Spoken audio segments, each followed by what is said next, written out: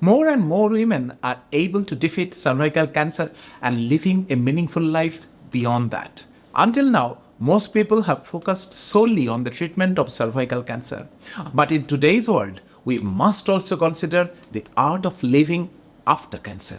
This message is intended for those who have already undergone treatment, surgery, or chemoradiation for cervical cancer. Whether you are in the Indian subcontinent, Australia, the UK, Western Europe, or in the USA. If you seek international quality therapy, this article will be highly beneficial for you. Presented here are the 10 clear, practical steps offering essential post-treatment guidance, all handwritten. What does follow-up care involve? What kind of diet should you maintain? When you can safely return back to work? What about sexual activity? And how can you educate yourself further to aid your recovery? But it does not stop there. The world looks to you for insight into mindset of survival.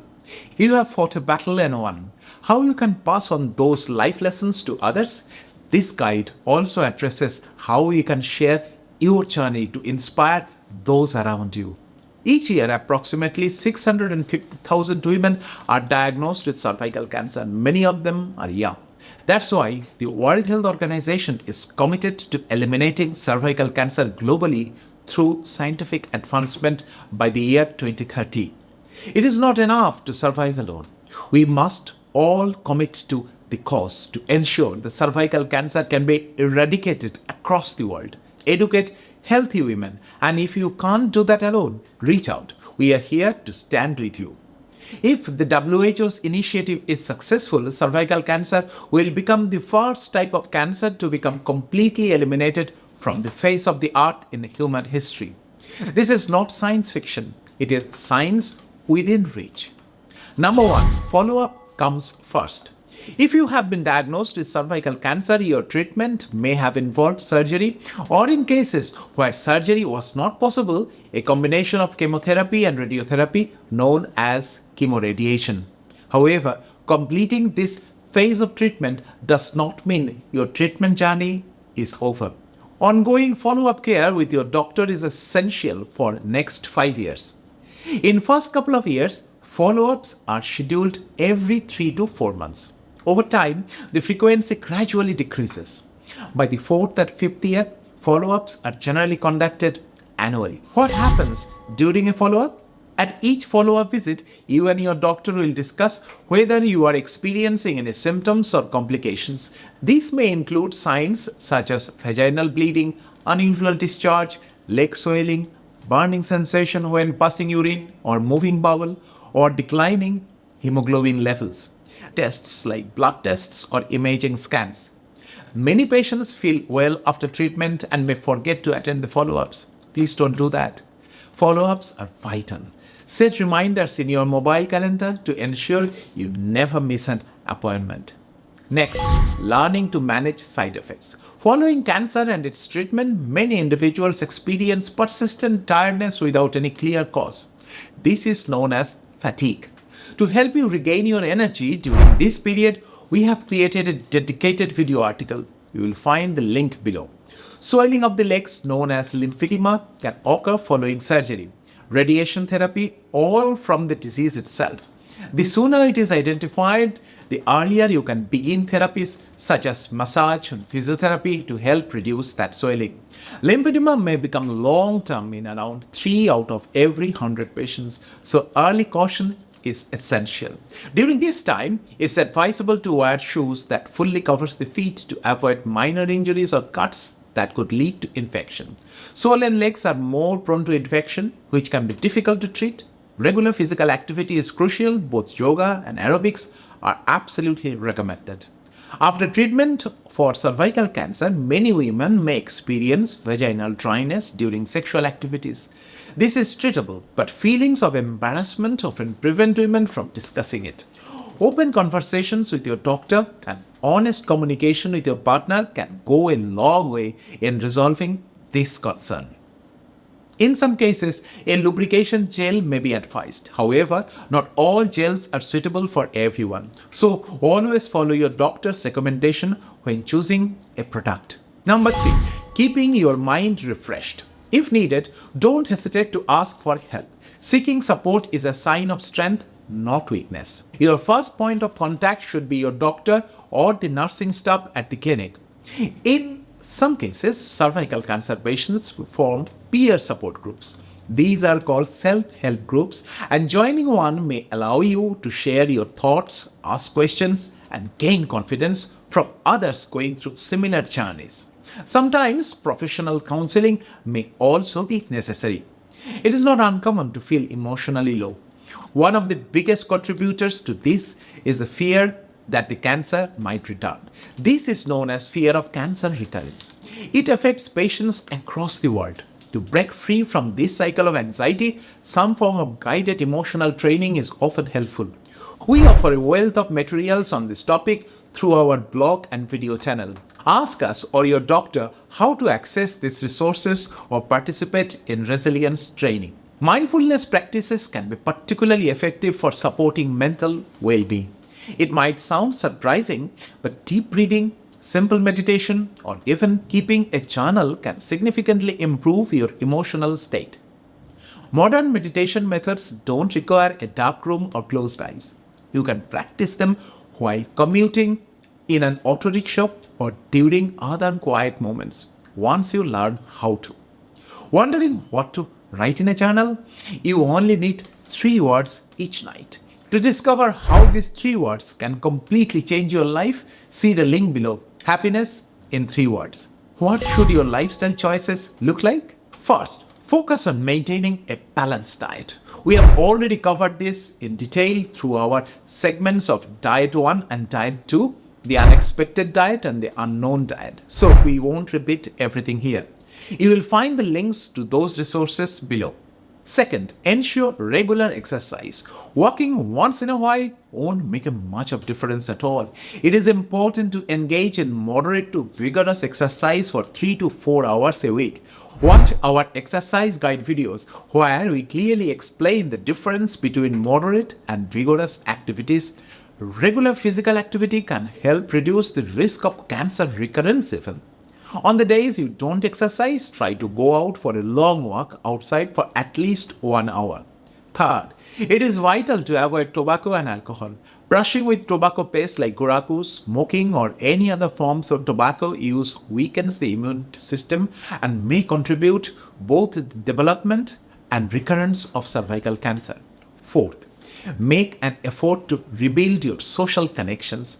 During cancer diagnosis and treatment, many patients withdraw from friends and family, becoming more introverted.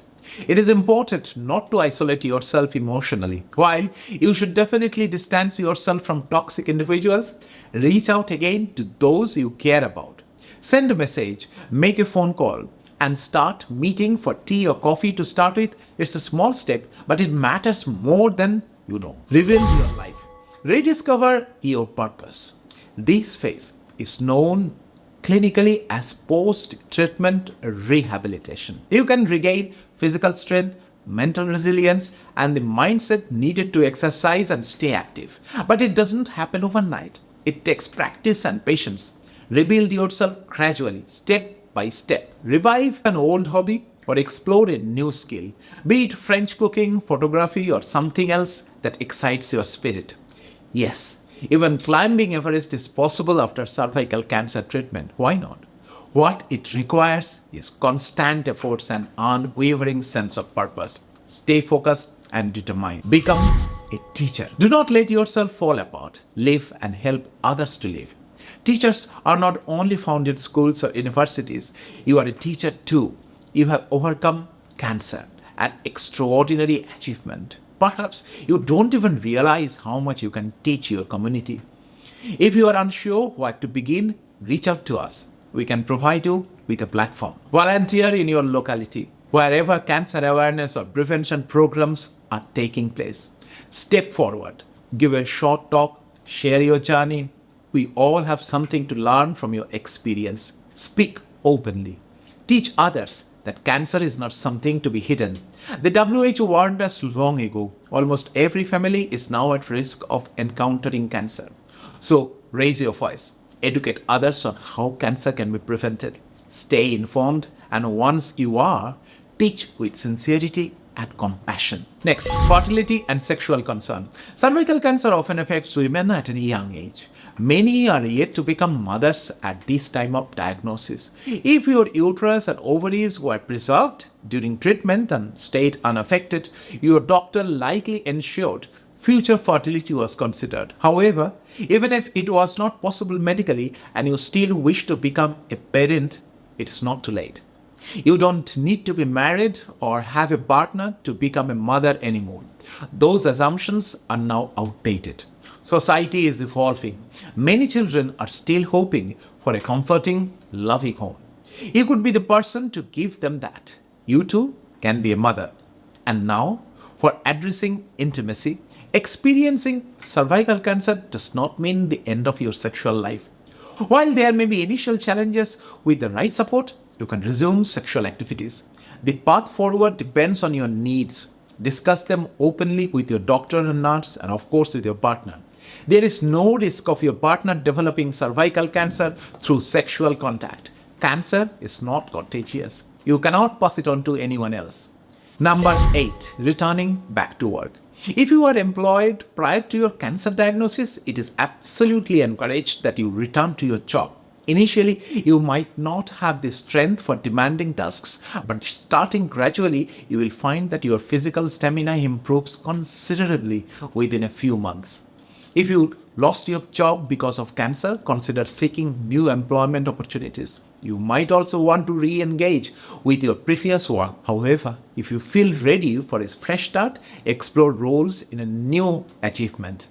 Cancer came and has now gone. You are in follow-up care, but that does not mean you are unfit for work. Believe in yourself and drive back into your professional life. Enrich the world with your resilience and experience.